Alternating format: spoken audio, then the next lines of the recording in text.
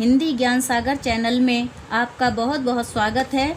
आज की वीडियो में मैं नीतू सिंह सोलंकी जिस पाठ को लेकर आई हूँ वह है क्लास 10 की क्षितिज के काव्य खंड का चैप्टर पद, जिसके कवि सूरदास जी हैं। ये वीडियो मैं 2 पार्ट में बनाऊंगी। 2 पद पहली वीडियो में, 3rd 4th पद दूसरी वीडियो में। आइए पद को पढ़ाने से पहले मैं पाठ का संक्षिप्त परिचय दे दूं, तो चलिए शुरू करते हैं पाठ के परिचय से। यहाँ सूरसागर के भ्रमर गीत से 4 पद लिए गए हैं। कृष्ण ने मथुरा जाने के बाद स्वयं न लौटकर उद्धव के जरिए गोपियों के पास संदेश भेजा था। उद्धव ने निर्गुण ब्रह्मा एवं योग का संदेश देकर योगियों गोपियों की विरह वेदना को शांत करने का प्रयास किया। गोपियाँ ज्ञान मार्ग के बजाय प्रेम मार्ग को पसंद करती थीं। इस कारण उन्हें उद्धव का शुष्क संदेश पसंद नहीं आया। तभी वहाँ एक भौरा आ पहुँचा। यहीं से भ्रमर गीत का प्रारंभ होता है। गोपियों ने भ्रमर के बहाने उद्धव पर कई प्रकार के व्यंग्य बाण छोड़े हैं। पहले पद में गोपियों की ये शिकायत वाजिब लगती है कि यदि उद्धव कभी स्नेह के धागे से बंधे होते तो वे विरह की वेदना को अनुभूत अवश्य करते। तो आइए हम पहले पद से शुरुआत करते हैं। पहला पद है। पद की शुरुआत करने से पहले मैं इसमें आए कठिन शब्दों के आपको अर्थ बता दूं, जो मैंने अंडरलाइन कर रखे हैं। अति, अति माने बहुत। बड़भागी माने भाग्यशाली। अपरस, बेअसर। तगा, डूबा हुआ। पुरैन पात, कमल का पत्ता। माह, भीतर। ताको, उसको। प्रीति, प्रेम। बोर्यो, डुबोना। भोरी, भोली। चाटी, चींटी। पागी, फंस जाना।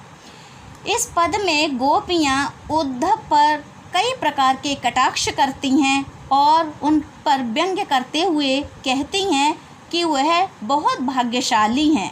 गोपियाँ कहती हैं कि उद्धव तो कृष्ण के नज़दीक रहते हुए भी उनके प्रेम में नहीं बंधे हैं। कृष्ण प्रेम के अथाह भंडार हैं।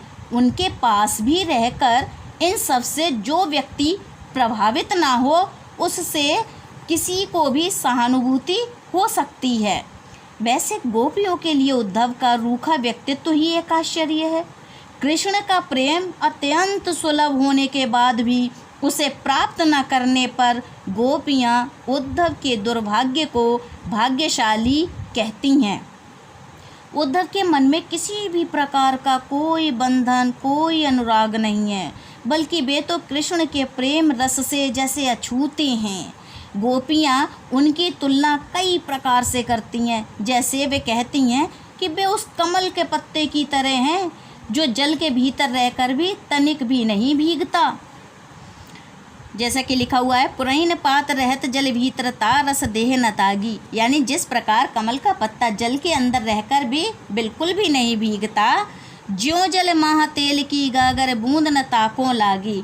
उद्धव के व्यक्तित्व को समझने के लिए गोपियाँ तेल से चुपड़ी हुई गागर का रूपक प्रस्तुत करती हैं। कहती हैं कि तेल से चुपड़ी हुई गागर को पानी में डुबो भी दिया जाए तो भी उस पर एक भी बूंद नहीं ठहरती। इसी प्रकार इन दोनों तरह की तुलनाओं से वो कहती हैं कि उद्धव पर कृष्ण के अथाह प्रेम का कोई असर नहीं हुआ है। प्रीत नदी में पाँव न बोर्यो, दृष्टि न रूप परागी। यानी उद्धव तो कृष्ण रूपी प्रेम की नदी के एकदम पास होते हुए भी उसमें डुबकी नहीं लगाते, और ना ही कृष्ण जैसे सौंदर्य रूपी पराग को देखकर उनका मन मोहित होता है। सूरदास अबला हम भोरी, गुर चाटी ज्यों पागी। गोपियाँ कहती हैं कि वे स्वयं तो अबला और भोली हैं और कृष्ण के प्रेम में अपने आप को न्यौछावर कर देने की स्थिति में पहुंच गई हैं। वे अपने आप को उस चींटी की तरह बताती हैं जो गुड़ की मिठास के प्रति सम्मोहित है।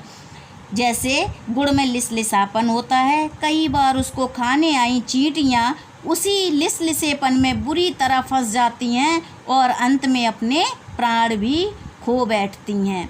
इस तरह गोपियाँ योग और ब्रह्मा के ज्ञानी उद्धव पर मात्र व्यंग्य ही नहीं करती, बल्कि उनके ज्ञान को अपने लिए हर तरह से बेकार भी सिद्ध कर देती हैं। आइए अब आते हैं हम दूसरे पद की ओर। दूसरा पद है मन की मन ही मांझ रही। इसमें भी आए, मैं अंडरलाइन वाले शब्दों के पहले आपको अर्थ बता देती हूँ। मांझ यानी दबी हुई, परत यानी पड़ रहा, अवधि यानी समय, आवन यानी आना, बिथा व्यथा या दुख, गुहारी गुहार या याचना, धीर धैर्य, धरही रखना, मर्यादा मर्यादा, लही यानी देखना। मन की मन ही मांझ रही। इस पद में गोपियाँ उद्धव से अपने लिए कृष्ण के संदेश को सुनने के बाद अपने मन की स्वाभाविक स्थिति का वर्णन कर रही हैं। वे कहती हैं कि कृष्ण के विरह से उपजे अपने मन के दुख को उद्धव के माध्यम से कृष्ण को बताने की इच्छा रखती हैं, लेकिन अब वो कहती हैं कि कृष्ण का संदेश पाकर उनकी इच्छा उनके मन में ही दबी रह गई है। कहिए जाई कौन पे ऊधो नाही परत करी। गोपियाँ उद्धव से कहती हैं कि वह अपने दुख के बारे में उनसे बात करना चाहती हैं, पर अब लगता है कि वह अपनी बात को बता नहीं पाएंगी। अवधि आधार आस आवन की तन मन बिथा सही।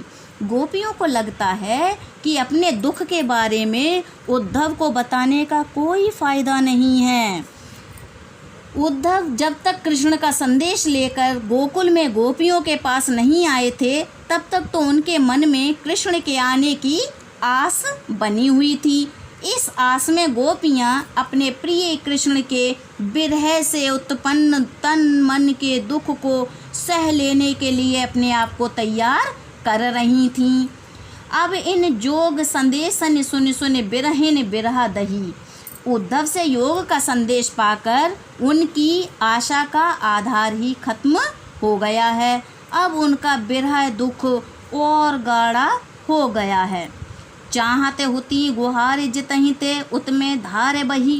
गोपियाँ जिस कृष्ण से अपनी व्यथा के दुख के लिए गुहार लगाने के बारे में सोच रही थीं, उसी कृष्ण ने उनके बिरह से बहने वाले दुख की धारा को और तेज कर दिया है।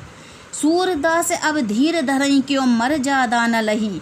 गोपियाँ कहती हैं कि जब कृष्ण ने प्रेम की मर्यादा का पालन ही नहीं किया, तो फिर वे ही क्यों धीरज रखें।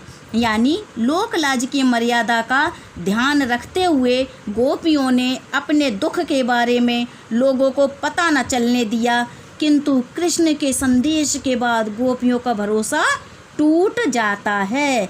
इस प्रकार इस पद में उनकी गोपियों की मनोवैज्ञानिक स्थिति का चित्रण कवि ने किया है।